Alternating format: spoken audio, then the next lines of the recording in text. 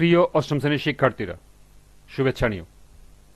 আজকে আমি তোমাদের বিজ্ঞান বিষয়ের নতুন বই থেকে দশম অধ্যায় অম্ল, ক্ষারক ও লবণ এর 107 পৃষ্ঠা থেকে সৃজনশীল প্রশ্ন 1 সমাধান করে দেব। প্রথমে তোমাদের বলবো, যারা আমার চ্যানেলটি সাবস্ক্রাইব করো নাই তারা আমার চ্যানেলটি সাবস্ক্রাইব করবে এবং আমার সাথে থাকবে। তাহলে চলো আমরা ক্লাস শুরু করি। বিজ্ঞান পৃষ্ঠা 107, সৃজনশীল প্রশ্ন 1। ফারাদ তৈলাক্ত খাবার খেতে পছন্দ করে। ইদানিং তার পেটে প্রায় ব্যথা হয়। ডাক্তারের কাছে গেলে ডাক্তার জানালেন তার অ্যাসিডিটি হয়েছে। ডাক্তার তাকে খাদ্যাভ্যাস পরিবর্তন করার পাশাপাশি একটি ওষুধ খেতে পরামর্শ দিলেন। প্রথম প্রশ্ন, লবণ কাকে বলে? দ্বিতীয় প্রশ্ন, অ্যালুমিনিয়াম হাইড্রক্সাইড ক্ষারক হলেও ক্ষার নয়, ব্যাখ্যা করো। তৃতীয় প্রশ্ন, ডাক্তার কি ওষুধ খাওয়ার পরামর্শ দিলেন, ব্যাখ্যা করো। এবং চতুর্থ প্রশ্ন, উদ্দীপকে উল্লেখিত অ্যাসিডিটি তৈরি হওয়ার উপাদানটি কোন ধরনের যৌগ এবং কেন, বিশ্লেষণ করো। তো চলো এখন আমরা এই 4টি প্রশ্নের সমাধান দেখে নিই। প্রথম প্রশ্ন ছিল লবণ কাকে বলে। লবণ একটি নিরপেক্ষ পদার্থ যা অ্যাসিড ও ক্ষারের বিক্রিয়ায় উৎপন্ন হয়। দ্বিতীয় প্রশ্ন ছিল অ্যালুমিনিয়াম হাইড্রক্সাইড ক্ষারক হলেও ক্ষার নয়, ব্যাখ্যা করো। ক্ষারক হলো এমন পদার্থ যা অ্যাসিডের সাথে বিক্রিয়া করে লবণ ও পানি উৎপন্ন করে, আর ক্ষার হলো সেই ক্ষারক যা পানিতে দ্রবীভূত হয়ে হাইড্রক্সাইড আয়ন দেয়। অ্যালুমিনিয়াম হাইড্রক্সাইডের সাথে অ্যাসিডের বিক্রিয়া করতে পারে, তাই এটি ক্ষারক। যেমন অ্যালুমিনিয়াম হাইড্রক্সাইড সাথে হাইড্রোক্লোরিক অ্যাসিডের বিক্রিয়া, অ্যালুমিনিয়াম ক্লোরাইড প্লাস পানি।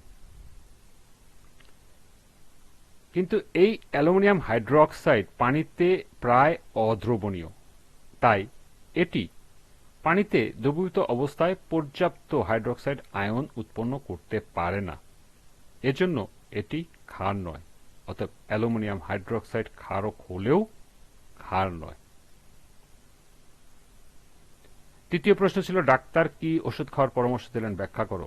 ডাক্তার অ্যান্টাসিড জাতীয় ওষুধ খাওয়ার পরামর্শ দিলেন। ফারার পাকস্থলীতে অ্যাসিডিটি হওয়ায় তার পেটে প্রায়ই ব্যথা হয়। পাকস্থলীতে তৈলাক্ত খাবার জাতীয় অনেক সময় আংশিক হজম হয়, তখন কতগুলো এনজাইম অ্যাসিডের মাধ্যমে সক্রিয় হয়। এতে পাকস্থলীতে অতিরিক্ত হাইড্রোক্লোরিক অ্যাসিড নিঃসৃত হয়। বেশি অ্যাসিড নিঃসৃত হলে অ্যান্টাসিড জাতীয় ক্ষারক গ্রহণে অ্যাসিড ও ক্ষারক পরস্পরকে প্রশমিত করে এবং আরাম অনুভূত হয়। সাধারণত magnesium hydroxide, aluminium hydroxide, calcium hydroxide ইত্যাদি ক্ষারকসমূহ অ্যান্টাসিড রূপে ব্যবহৃত হয়। এসব ক্ষারকীয় পদার্থ দ্বারা হাইড্রোক্লোরিক অ্যাসিড প্রশমিত হয় এবং পেটের ব্যথা ভালো হয়ে যায়। সুতরাং ডাক্তার ফারাকে অ্যান্টাসিড জাতীয় ক্ষারক খাওয়ার পরামর্শ দিলেন। সর্বশেষ প্রশ্ন ছিল উদ্দীপকে উল্লেখিত অ্যাসিডিটি তৈরি হওয়ার উপাদানটি কোন ধরনের যৌগ এবং কেন, বিশ্লেষণ করো। উদ্দীপকে উল্লেখিত অ্যাসিডিটি তৈরি হওয়ার উপাদানটি হল হাইড্রোক্লোরিক অ্যাসিড। এটি একটি অ্যাসিড জাতীয় যৌগ। মানুষের পাকস্থলীতে হাইড্রোক্লোরিক অ্যাসিড উৎপন্ন হয়। পেটে হাইড্রোক্লোরিক অ্যাসিড অধিক উৎপন্ন হলে অ্যাসিডিটি তৈরি হয়। হাইড্রোক্লোরিক অ্যাসিড কটি অজৈব যৌগ এবং এটি একটি অ্যাসিড, কারণ হাইড্রোক্লোরিক অ্যাসিড টক স্বাদযুক্ত।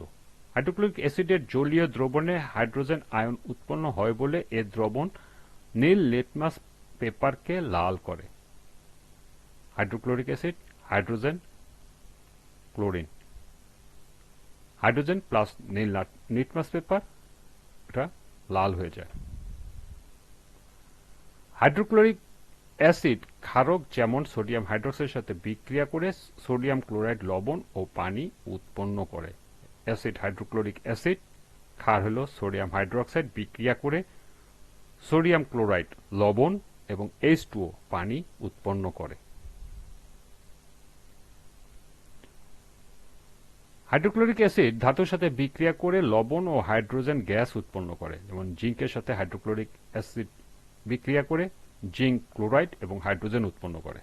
সুতরাং উদ্দীপকে উল্লেখিত অ্যাসিডিটি তৈরি হওয়ার উপাদান হাইড্রোক্লোরিক অ্যাসিড একটি অ্যাসিড যৌগ। এই ছিল 1 নং সৃজনশীল প্রশ্নের সমাধান। আজকের ক্লাসটি এ পর্যন্তই।